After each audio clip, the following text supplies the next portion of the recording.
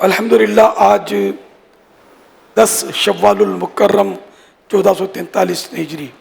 میرے آقا امام اہل سنت مولانا شاہ امام احمد رضا خان رحمۃ اللہ علیہ کا یوم ولادت ہے، اور اس مبارک موقع پر جامعات المدینہ جو کہ دعوت اسلامی کی جامعات المدینہ ان کے دورہ حدیث شریف کے طلباء کرام کے درمیان بخاری شریف کا افتتاح ہے۔ اس وقت پاکستان میں 1400 اسلامی بھائی ہیں، اور پاکستان کے باہر 270 اسلامی بھائی ہیں جو دورہ حدیث شریف کر رہے ہیں، اور اسلامی بہنیں گرلز 3211 3211 یوں کل اس وقت جو تعداد ہمارے پاس اس وقت جامعۃ المدینہ میں دورہ حدیث شریف کرنے والوں کی اسلامی بھائی اسلامی بہنوں کی ہے، بوائز میل اینڈ فیمیل، وہ 4890 4890 اسلامی بھائی اور اسلامی بہنیں دورہ حدیث شریف کر رہے ہیں۔ انشاءاللہ نیئر اباؤٹ 5000۔ تو آنے والا جو سال ہوگا انشاءاللہ امید ہے کہ دعوت اسلامی کی جامعۃ المدینہ سے کم و بیش 5000 کے آس پاس اسلامی بہنیں درس نظامی مکمل کر کے یعنی عالم کورس مکمل کر کے فارغ ہوں گے انشاءاللہ الکریم۔ حضرت امام بخاری رحمۃ اللہ علیہ بڑے عاشق رسول اور بڑے نیک پرہیزگار بزرگ تھے، زبردست عالم دین اور محدث تھے، اور ادب کا عالم یہ تھا کہ ہر حدیث کے بارے میں پہلے غسل فرماتے، پھر 2 رکعت نماز پڑھ کر حدیث پاک کی صحت کے بارے میں استخارہ فرماتے اور پھر اسے کتاب میں شامل کرتے۔ بخاری شریف 16 سال میں آپ نے تالیف کی، جمع فرمائی۔ آج انشاءاللہ الکریم بخاری شریف کی پہلی حدیث پاک پڑھنے کی ہم سعادت حاصل کریں گے۔ علقمۃ بن وقاص اللیثی یقول سمعت عمر بن الخطاب رضی اللہ عنہ علی المنبر قال سمعت رسول اللہ صلی اللہ تعالی علیہ وآلہ وسلم یقول انما الاعمال بالنیات وانما لكل امرئ ما نوى فمن كانت هجرته الى دنیا یصیبها او الى امرأة ينكحها فهجرته الى ما هاجر الیہ۔ یعنی حضرت سیدنا علقمہ بن وقاص لیثی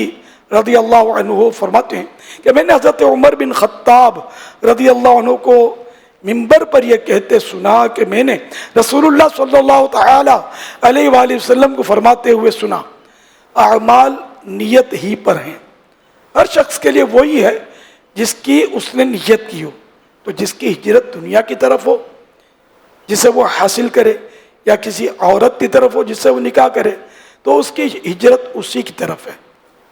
جس کی طرف اس نے ہجرت کی۔ اس حدیث پاک کے راوی مسلمانوں کے دوسرے خلیفہ امیر المومنین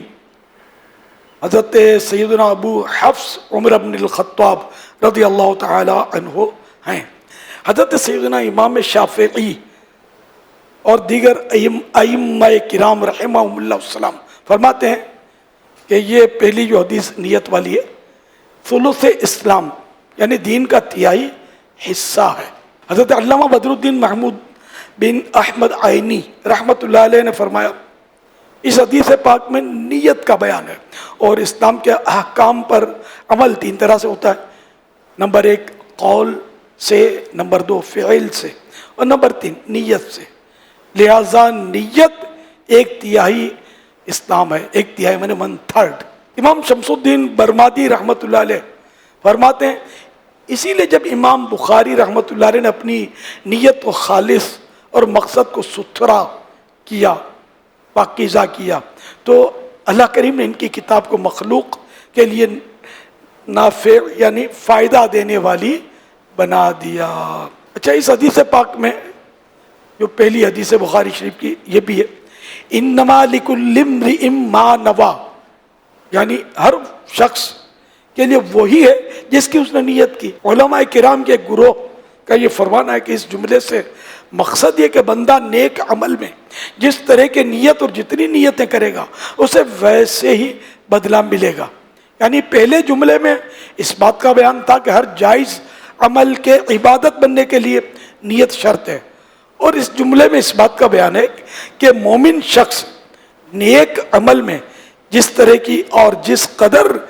نیت کرے گا اسے اتنا ہی ثواب ملے گا۔ نیت دل کے پختہ ارادے، پکے ارادے کو کہتے ہیں، دل کے ابھار کو، پکے ارادے کو، خواہ وہ کسی چیز کا ہو، اور شریعت میں عبادت کے ارادے کو نیت کہتے ہیں۔ شارح بخاری حضرت مفتی شریف الحق امجدی رحمۃ اللہ علیہ لکھتے ہیں اعمال کا ثواب نیت ہی پر ہے، نیت کے بغیر کسی عمل پر ثواب کا استحقاق یعنی حق نہیں۔ نیت کی فضیلت پر 3 فرامین مصطفیٰ صلی اللہ علیہ وآلہ وسلم۔ نمبر 1، مسلمان کی نیت اس کے عمل سے بہتر ہے۔ نمبر 2، نیت بندے کو جنت میں داخل کرے گی۔ نمبر 3، جس نے نیکی کا ارادہ کیا پھر اسے نہ کیا تو اس کے لیے ایک نیکی لکھی جائے گی۔ حضرت علامہ شریف سمہودی رحمۃ اللہ علیہ فرماتے ہیں ہمارے شیخ فقیہ العصر شرف مناوی رحمۃ اللہ علیہ جب درس کے لیے تشریف لے جاتے ہیں پہلے اپنے گھر کے صحن میں کھڑے ہو کر ریاکاری سے بچنے اور اخلاص کے حصول کے لیے نیت کو ذہن میں دہراتے۔ آپ بات ہے عاشقان رسول، اچھی نیت اچھا اور بری نیت برا پھل لاتی ہے، بلکہ بسا اوقات بری نیت کا برا پھل ہاتھوں ہاتھ ظاہر بھی ہو جاتا ہے، جیسا کہ حضرت سیدنا عبداللہ بن عباس رضی اللہ عنہما فرماتے ہیں ایک بادشاہ ایک بار اپنی سلطنت کے دورے پر نکلا، اس دوران ایک شخص کے پاس اس کا قیام ہوا، میزبان بادشاہ کو جانتا نہیں تھا، میزبان نے شام کو اپنی گائے کو دہا تو بادشاہ یہ دیکھ کر حیران رہ گیا کہ اس سے 30 گایوں کے برابر دودھ نکل پڑا، تو بادشاہ نے دل ہی دل میں وہ انوکھی گائے چھین لینے کی بری نیت کر لی۔ دوسرے روز شام کو اس گائے سے آدھا دودھ نکلا، بادشاہ نے جب تعجب کا اظہار کیا تو میزبان صاحب کہنے لگے بادشاہ نے اپنی رعایا کے ساتھ ظلم کی نیت کی ہے جس کی نحوست سے آج دودھ آدھا ہو گیا ہے۔ جب بادشاہ ظالم ہو، وہ کہہ رہے ہیں کہ جب بادشاہ ظالم ہو تو برکت ختم ہو جاتی ہے۔ میزبان سے جب یہ حیرت انگیز انکشاف بادشاہ نے سنا تو اس نے انوکھی گائے ظلمن چھین لینے کی نیت ختم کر دی، چنانچہ دوسرے دن گائے نے پھر اتنا ہی دودھ دیا جتنا پہلے دیا تھا۔ اس واقعے سے بادشاہ کو بڑی عبرت حاصل ہوئی